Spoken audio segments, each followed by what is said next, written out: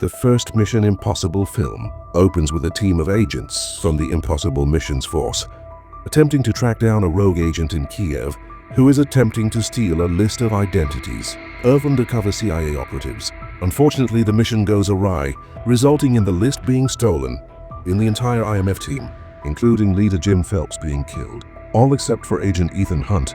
When Ethan meets with the IMF's director, Eugene Kittredge, he discovers that the key of mission was actually supposed to be a setup to discover a mole codenamed Job from within the IMF.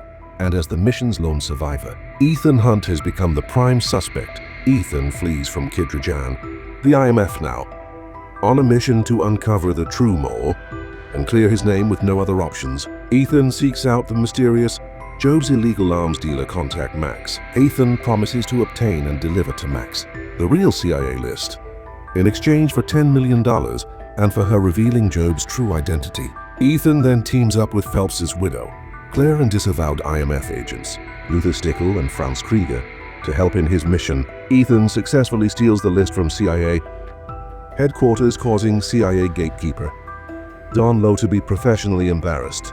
Reassigned to a remote station in Alaska, Ethan is then betrayed by Krieger, though he entrusts his loyal ally Luther to keep the list safe. As Ethan plans his next moves in alive and well, Jim Phelps seeks him out to warn him that Kittredge is, in fact, the IMF mole. Despite this revelation, Ethan deduces that the real mole is actually Phelps. Upon discovering Phelps's Bible and linking it to the Book of Job, Ethan keeps his knowledge a secret from Phelps and plans to deliver the list to Max aboard a train in Paris. Aboard the train, Ethan delivers the list to Max, but Luther successfully prevents her from sending it to her dangerous colleagues. Ethan then confronts Phelps and Claire, who attempt to steal the money and flee.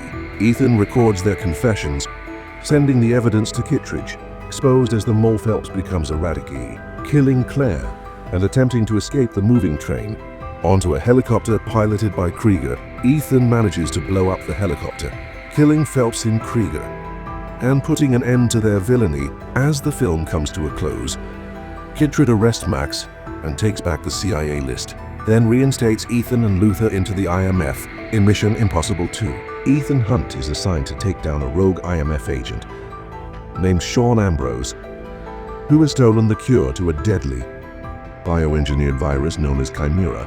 Ambrose plans on releasing the virus so he can profit from the cure. To aid in his mission, Ethan recruits his old friend, Luther, and Ambrose's professional thief ex-girlfriend, Naya, at the lab housing Chimera. Ethan's team managed to destroy all but one sample of the virus before Ambrose and his men arrive to engage in a firefight. To prevent Ambrose from obtaining the virus, Naya injects herself with it and begs for Ethan to kill her, which would put an end to Chimera's threats. Ethan can't bring himself to kill Naya and is forced to flee as Ambrose captures her, disguising himself as Ambrose's right-hand man. Ethan manages to infiltrate Ambrose's team and steal the cure. After a motorcycle chase through the streets of Sydney, Ethan manages to kill Ambrose and his men for getting the cure to Naya, just in the nick of time, with the day saved once again. The IMF clear Naya's past criminal record, and she decides to take a romantic vacation with Ethan. In Mission Impossible 3, several years have passed, and Ethan Hunt has retired from IMF fieldwork, instead spending his days training new recruits while coming home to his fiancée, Julia, at night.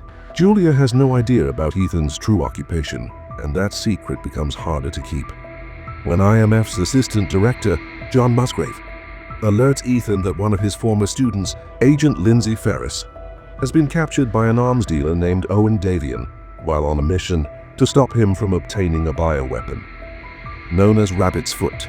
Feeling loyalty to his protege, Ethan agrees to lead a mission to save her, accompanied by Luther Stickle and new allies, Declan Gormley and Zenley. Ethan's team successfully extracts Lindsay and a pair of broken laptops, but as the team flies away, an explosive device planted inside Lindsay's head explodes, killing her and devastating Ethan. Now, with a personal vendetta to avenge Lindsay, Ethan agrees to rejoin the IMF under new director Theodore Brazel take down Owen Davian.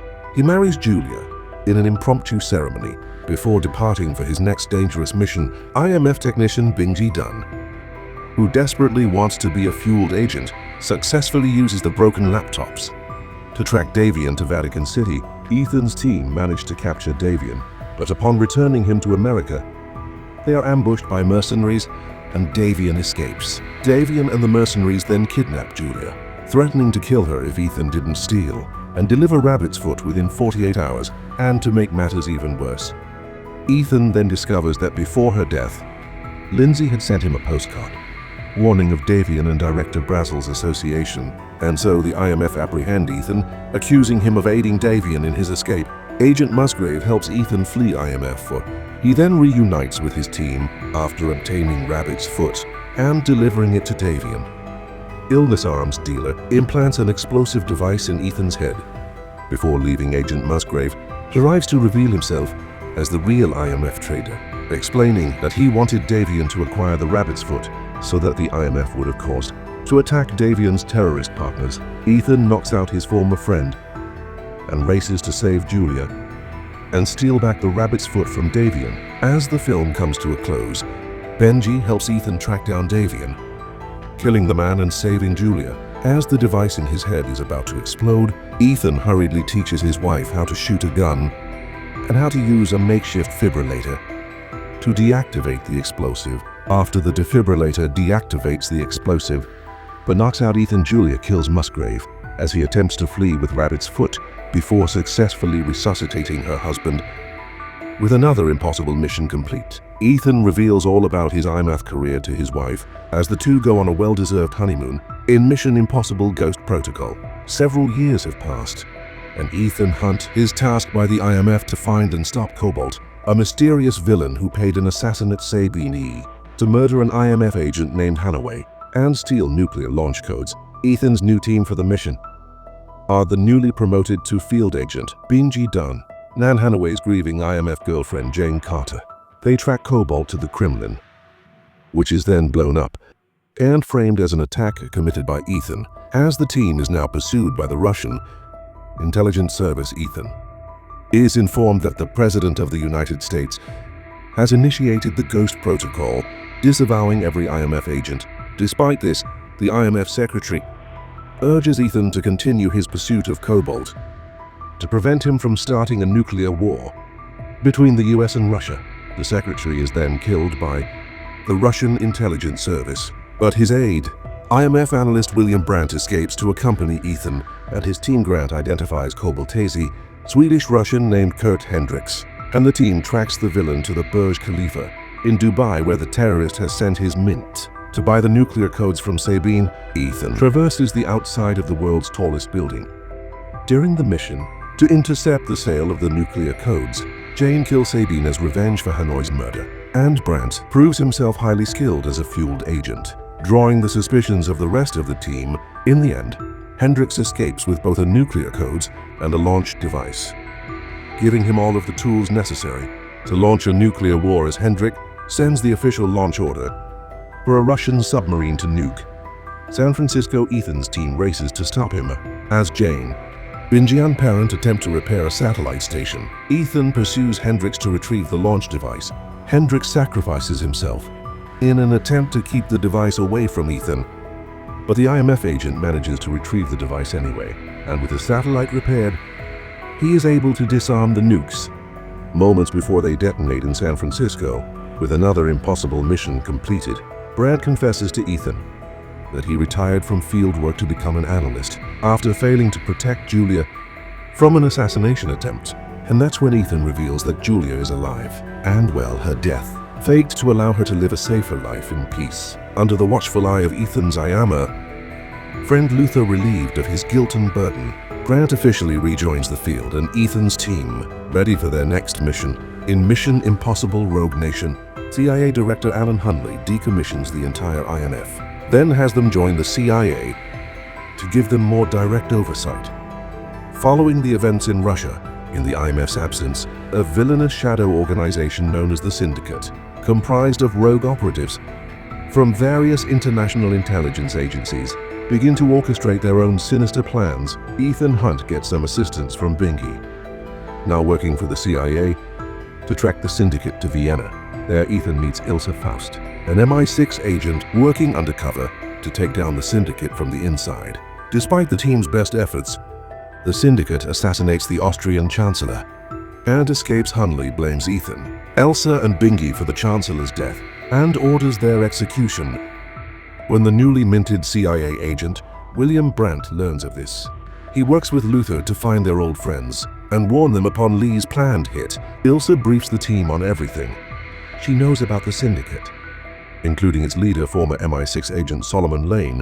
The group worked together to steal a digital ledger containing the names of every syndicate member, but Elsa betrays the team to deliver the ledger to her MI6 boss, Chief at Lee. Fortunately, Bingy made a copy of the ledger, though the team discovers they need the British Prime Minister's biometrics to access the information. Grant invites Hunley to a meeting between himself, Chief Attlee, the British Prime Minister, and a secretly disguised Ethan Hunt. During the meeting, Attlee is exposed as having founded the syndicate, intending it to be an agency to conduct missions without any government oversight. When the Prime Minister refused Attlee's plans, he founded the syndicate anyway. Before it was eventually taken over by Solomon Lane, cover up his schemes, Attlee has been blackmailing, inframing Ilsa to help him destroy any evidence of his involvement. Ethan's team then discovers that the digital ledger actually contains over $2 billion that Solomon Lane intends to use to further fund the syndicate's cause, and kidnaps Bingy to force Ethan to give him the money. Ethan and his team manage to rescue Bingy and apprehend Lane, seemingly putting an end to the syndicate's threats.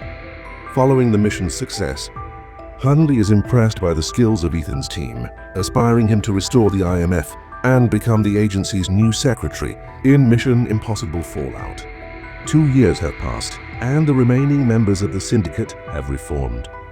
Now known as the Terrorist for Hire Apostles, working for a mysterious extremist named John Locke, the Apostles began stealing the plutonium cores necessary to create 3 nuclear bombs. As Ethan's team attempts to protect the core, the Apostles capture Luthor and threaten his life. In order to save his friend, Ethan allows the terrorist to escape. For this decision, the new CIA director, Erica Sloan, forces her fellow CIA agent, August Walker, to accompany Ethan on his next mission to ensure the plutonium is acquired at any cost. Ethan and Walker track the Apostles to Paris, where Ethan poses as John Locke and agrees to bring Solomon Lane to the mysterious power broker known as the White Widow in exchange for the plutonium core. After extracting Lane from a prison convoy, Ethan and his team travel to London, where they intend to deliver the villain to the White Widow. The daughter robbed the arms dealer Max, whom Ethan had previously taken down.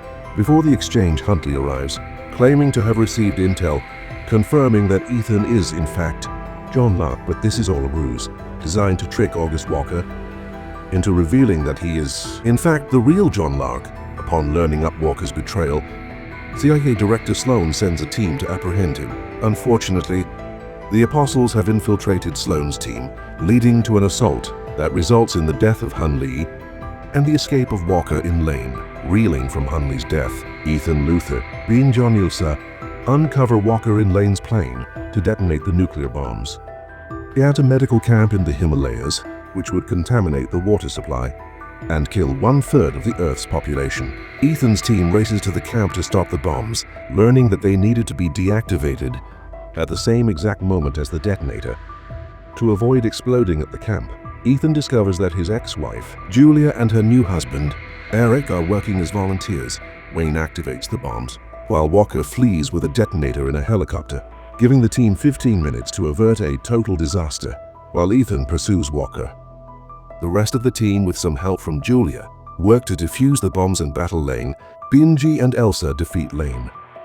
Luther and Julia prepare the bombs for diffusion, and Ethan battles Walker atop a snowy mountain. In the end, Ethan kills Walker, and the entire team defuse their bombs in the nick of time, saving the world from catastrophe. The story continues in Mission Impossible Dead Reckoning, where an advanced AI system known as the Entity goes rogue and forces a Russian submarine known as the Sevastopol to sink itself in the Arctic Ocean. The Entity has the power to access any digital system, and its advanced algorithms allow it to accurately predict future events. Political leaders from around the world all want to control the Entity for themselves, but to do so, they would need the 2 pieces of a cruciform key. Former IMF head Eugene Kittredge is now the director of the CIA and orders agent Ethan Hunt to acquire the entity so it can't fall into enemy hands, but not even trusting his own country to responsibly safeguard the AI's power. Ethan goes rogue to set off on another impossible mission to acquire the key and destroy the entity for good. Also Faust has already acquired the first piece of the cruciform key and is now the target of an army of dangerous bounty hunters sent by Kittredge. Ethan comes to her aid, dispatching the bounty hunters and saving her life in exchange for the key piece X. Ethan teams up with Luther and Benji to track down the second piece of the key at an airport, or it is on its way to being sold to the highest bidder. Unfortunately, Ethan and his team encounter a series of problems at the airport, starting with Ethan having his half of the key being pickpocketed by a professional thief named Grace as Grace flees the country.